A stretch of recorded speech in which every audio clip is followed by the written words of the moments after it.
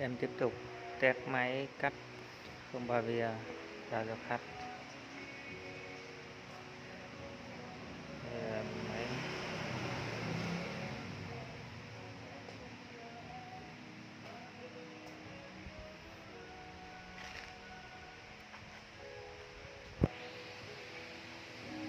Máy cận cảnh máy cắt.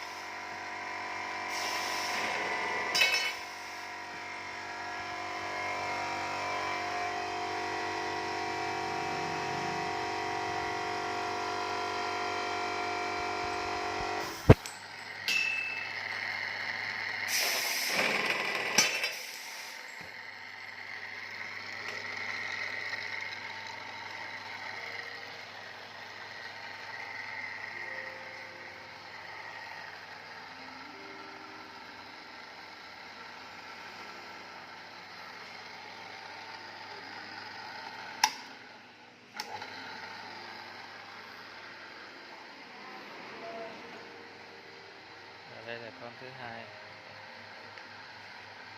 Con thứ hai